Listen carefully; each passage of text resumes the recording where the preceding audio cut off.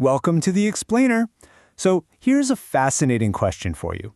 Is it even possible to be a citizen of the United States, Canada, and Mexico all at the same time? Well, today we're going to dig right into the research and find out. I mean, just think about that for a second. One single person holding all three of those passports. U.S., Canadian, Mexican. You'd think, no way, right? That's got to be impossible. But is it really? Well, the answer, according to the research, is a resounding yes. Absolutely. And how it's possible? Well, that's the really cool part. It's not just some legal loophole.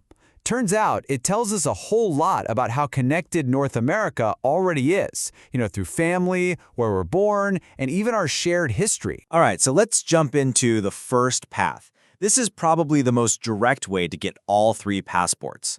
It's kind of like winning the lottery, the birthright lottery, where everything just falls into place perfectly right at the moment of birth.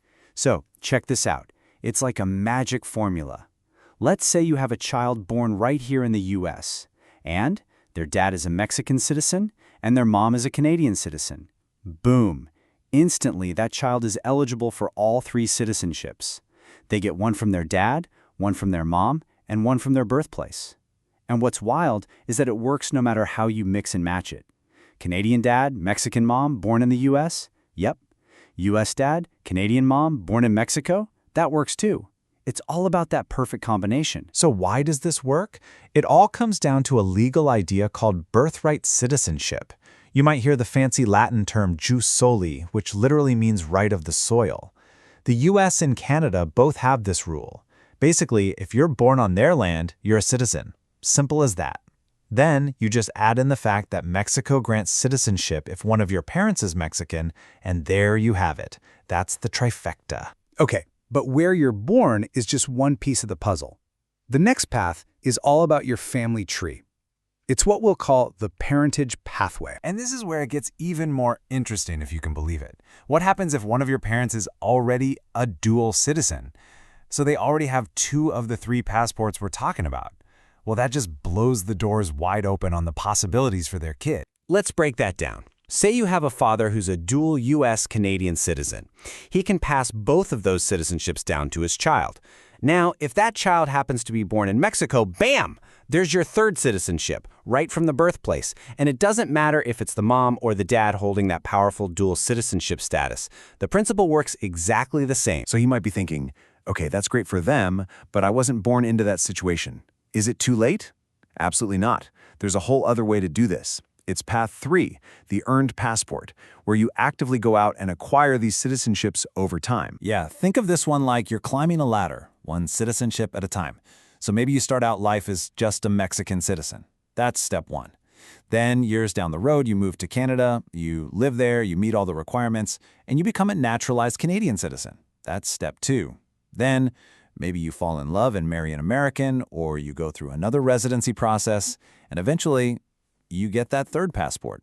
You've reached the top of the ladder. So what are the rungs on that ladder? How do you actually earn these citizenships? Well, the process is called naturalization, and there are a few common ways to do it. Marriage to a citizen is a big one. So is just plain old legal residency over a long period of time. But there are other routes too, like making a major financial investment in a country, or even tracing your lineage back to a grandparent who was a citizen. Okay, so when you put it all together, you've got birth, you've got parentage, and you've got this whole process of earning it through naturalization. It really makes you wonder, right? Just how many different combinations, how many different ways are there for someone to become a triple citizen of North America? The number is just staggering.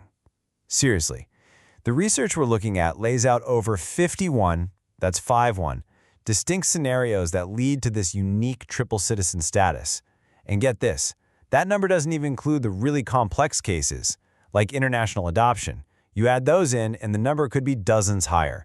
It's incredible. And all of this, the fact that there are so many of these overlapping legal paths and family ties, it brings us to this really provocative question that the source material itself asks. Are we, kind of by accident, seeing the rise of a single integrated North American identity? You know, we're taught to think of national borders as these hard, clear lines on a map. But these citizenship laws, They tell a completely different story. They paint a picture of a reality that's way more fluid. They show a North America that's already, in a very real sense, woven together by laws, by families that stretch across generations and borders, and by the personal choices people make every day. So that leaves us with one last big idea to chew on. As all these different paths for multinational identity become more and more common, what is a passport really? What's its job? Is it a barrier? A document that's all about keeping people in or out? Or is it becoming something else entirely? A bridge, maybe? Something that connects people and their identities across a continent that, in a lot of ways, might already be one.